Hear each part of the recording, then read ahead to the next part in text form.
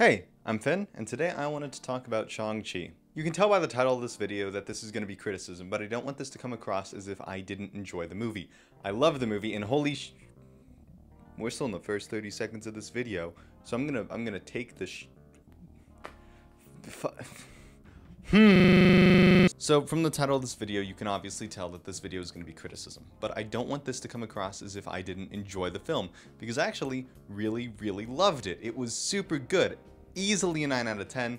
I'm going to be going more in depth over all the stuff I loved and what I think they did well, versus the two criticisms that I do have for the film. Also, there will be major spoilers for Shang-Chi and the Legend of the Ten Rings, so if you have not seen Shang-Chi, don't keep going. Stop now. Stop.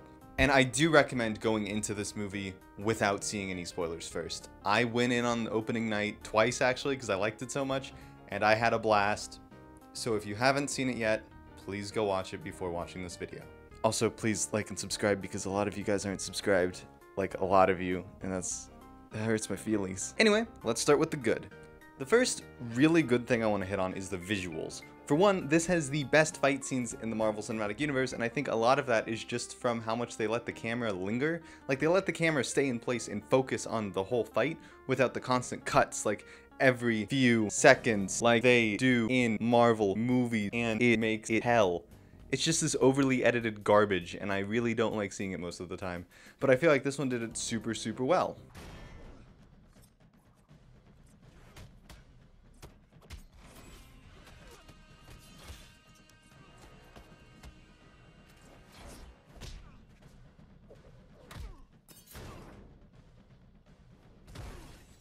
Hi, this is editor Finn, post-production Finn. What the fuck was that goofy ass sound that they added over Cap when he starts to do the kick? Like, before he's even off the ground it starts. What the fuck is this?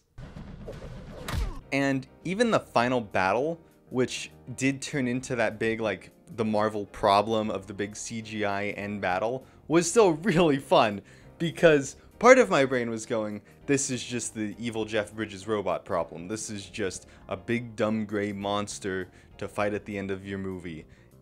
But the other part of me was going, holy shit, that massive dragon is kicking the ass of that soul-sucking demon from another dimension. Which, you know what, the brain rot in me won on that conversation, because that was a cool ass fight. The choreography is amazing, the visuals are stunning most of the time. I do feel like it got really gray to the end, but that was atmospheric, so I understand. Special effects are really well done, which I was a bit worried about. After some really poor CGI in Black Widow, I thought Marvel kind of dropped their standards for these movies, but it's good to see that that's not the case, and we are indeed getting that standard Marvel quality from our special effects. What the fuck? What the fuck is this? That is not funny. I had goosebumps through the whole third act, just in the way that the visuals were done, how incredible it looked, and the sound on this is amazing. I think this is one of the best Marvel soundtracks. Very well done to this guy, who I forgot to look up who wrote it, but I can look him up now in editing. Perks being a YouTuber. Another aspect that this movie absolutely nails is the characters. I think this movie has some of the most engaging, fun, awesome, and well-written characters in the MCU. And I know I'm going to be saying that a lot because I feel like you can't really compare Marvel movies to most movies nowadays. It's always more fair just to compare MCU movies to the MCU. I'm not saying this isn't a good movie without the context of the MCU. I just think that's how you should start looking at these movies. But yes, the titular Shang-Chi is actually a very engaging and enjoyable character. And I do like how they kind of went with a bit of a dark route for him at first, with him having this resolve to kill his father to do what's better for everyone else. And for most characters, I think that would be kind of cheesy or like kind of goofy and not well thought out. Like, you'd be like, no, he's not going to do it. But with Shang-Chi, I think you can do it a lot better, because he had that moment earlier in the film where he fully debated killing that one dude for no reason but spite and revenge. So already we have a bit of a morally gray character. And then we also have him pointing out that, yeah, he did kill the man who killed his mother. He just straight up murdered him. So yeah, badass. Let Shang-Chi have a gun. Sequel Shang-Chi 2, Legend of the Ten Fucking Guns? He's fun and endearing in the normal himbo Marvel way, but he does have a bit of stoicism to him that I think is kind of being lost on other Marvel characters, and it is really nice to see this character have it, and he is very distinct from the rest. And someone pointed this out, but if he gets like crossover movies and if he's in another movie, he's having the best film. He's having the best fight scene in the film. Easy, no contest. Another character that the movie absolutely nailed was Katie. I think Katie is fun, engaging. She has her own arc that she goes through, and with a lot of Marvel characters, you'll feel like, why is this guy still here? Like, they don't need to be here anymore. But I think Katie avoided that really well by establishing her as a really good driver at the beginning, and then showing that she needs to learn with the bow, because her arc ultimately through the movie was learning to decide on something and to take that shot. But yeah, when you had Katie in the front of the bus driving and then driving them through the bamboo woods with the BMW sponsorship, it was still really enjoyable because I think Katie's funny, she's energetic, and she's also a very good foil to Shang-Chi, who knows everything, so we get to kind of start to see whatever the hell is going on through the eyes of this weird little woman. She's such a gremlin, she's great. I love that scene where she just starts screaming the lyrics to Hotel California at the dude, and it actually works for a second. Amazing. Now, I know it's very unlikely and it wouldn't really make much sense, but I think it would be cool if we got more Katie, especially in the next Marvel movie, or the next Marvel show, Hawkeye, because we did get the trailer for that today. Very excited for that Christmas movie, ooh, but also, this means that you know that I write my scripts on the same day that I put the video out, so that's the level of quality you can expect from the confused narrator. But yeah, it'd be cool if she made an appearance in Hawkeye, literally just because, yeah, they both use bows. I also think her and Xiaoling would have made an amazing couple. Now, Wenwu. Wenwu is, really interesting. I went into the movie thinking, okay, this is like a comically evil dude. And then he retired, and then he went back to being evil, and I was like, okay, he's a comically evil dude again. But then he was like, I'm not comically evil, I'm actually being manipulated and gaslit from beyond the grave by this weird portal demon, which is really cool. I really like how morally gray he was. He genuinely, honestly thought he was just reuniting his family. However, actually, save that however, that's going to be in our cons section, which is what the video is about, which I got really distracted from by ranting about how good I think this movie is. I also think the tone of the movie is really good. There are the jokes now and then, and there is one or two scenes that I think really throws off the tone, namely the vegetarian food option, the beef option, and the chicken option on the plane. I think that interrupted at a really bad time. I think there are some poorly timed flashbacks, and I think the decision to have the Mandarin / Trevor's fake death right at that moment was just poorly timed. I don't think there should be many jokes in the third act of movies, but that's just me. But yeah, back to the tone. I really was surprised that once Shang-Chi killed the big soul sucker, no one was cheering. I thought it was weird at first. It was uncanny, but they were just sad. Everyone had lost someone in that fight, and they were really showing that to you. Even the Ten Rings, who were thought to be the bad guy when the battle started, were mourning, and they partook in the traditions of the other people, and it was really sweet. I didn't expect that bittersweet somberness, but we got it, and it was a really nice tone to end the movie on. And I'm really glad that Shang-Chi and Katie just put their heads on each other and kind of rested with each other, because I thought they were going to kiss, and that would have really pissed me off. I think it's really dumb when a movie has a male lead and a female lead and they just kind of go, they now owe each other a relationship. It's just really bad writing, in my opinion. So I'm glad they completely avoided that, and it's well done. I really believe their friendship. I don't believe Xiaoling and Katie's friendship, though, because they should have started dating. But yeah, 9 out of 10. Pretty good movie. There were some things I didn't like, but I think I'm all done. Or am I? Yes.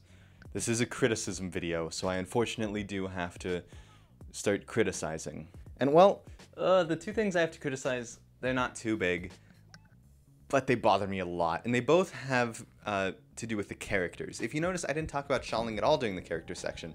And that's because I think she was really poorly used. There's a lot of moments where it seems like everyone else just forgets she's there, which if it was like in the Katie way, where like she just wasn't important in the scene, I would have understood it, but her arc is supposed to be that she's leaving behind like her father and her brothers, like the idea of what they wanted her to be and becoming her own person.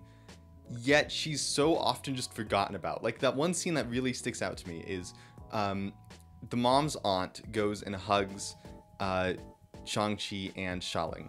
But when she hugs Xialing, she's like, all right, we done, moving on. But then when she hugs Shang-Chi, she's like, you remind me just of your mother. Even though Xialing was like established to have looked like her mother. And it's like, what? It's just mind-boggling to me how like they wrote that scene without realizing that that is giving Shang-Chi way more attention than Xialing. And I know that it's not the Xialing in the Legend of the Ten Rings, and Shang-Chi's the main character, but she did not get enough screen time. I feel like she was just so underused, and it was very antithetical to what her arc was. Maybe I just have a big ol' crush on Xialing, and I wouldn't mind being stabbed and hit a few times with that weapon of hers. Maybe I'm biased, but I think she should have gotten more going on. That was probably really bad for my audio balancing, what I just did. I think you could have fixed this in a few ways. During the final battle, maybe just have a little bit where, I guess that was already a really long final battle, but I think you could make it work. If at some point Xialing just uses 5 of the 10 rings, like like Shang-Chi and Xialing can both use 5 each, just kind of like real quick. Or you can have, actually, I can only talk about that one after I go over my next criticism. My next criticism is Wenwu. I really think it's dumb when a movie decides to redeem a character just to immediately kill them. I think Star Wars was the movie that really set this precedent in everyone's mind, where if one of the bad guys kills another bad guy and then dies, that bad character is instantly redeemed. That bad guy is so good in everyone's mind. But it's not good. Like, I'd much rather see Zuko situations where they go through this arc and then they work with the main characters to right their wrongs, or ever try to right their wrongs. That's not just sacrificing themselves to the big bad. Ooh. I think it would have been a lot more emotional if Wenwu survived the final battle, and then Shang-Chi, Xialing, and Katie went up to him, brought him over to the main island on the big old dragon, and he had to face retribution. He had to be punished by the people of the island, but he was still allowed to stay with them as long as he helped clean up. It would get him still out of the way, out of the canon for now. He would still be alive, and he would be facing what he had done. He actually felt bad for releasing the Soul Sucker. That was never his intention. This was an actually misled and poorly, awfully misguided individual, but he was so quickly thrown away by everyone. Like, he still died. He wasn't a bad person. Okay, he was kind of a bad person, but he was a misled individual. I think it would have been better if he had just stayed in the village and like kind of learned their ways more and been this peaceful, gentle kind of figure that we could then have Shang-Chi maybe go back to for advice in some of the movies, like how to use the rings. It would have been better in my opinion, but that's just my opinion, which is what you're here to watch, so I'm going to keep talking about it. And I also think you could have made this work with Xialing's arc, because then you could have them confront each other, and Wenwu could apologize or otherwise agree to train her or do something to indicate that he sees her as an equal now, which I know it's not the most important thing, isn't the validation of the father figure in these kinds of arcs. In fact, oftentimes it can be the opposite of that. But her arc was still ultimately about stepping out of that shadow. So I feel like just by having him recognize that she is stronger than Shang-Chi, as she says, would have been a great idea, or anything like that. Don't kill your redeemed villain. Oh, it gets me every time. I'm sorry. But yeah, this was just supposed to be a real quick video, one and done, and I think I'm done. So thank you very, very much for watching, and see ya. Please don't forget to like and subscribe. I really need it.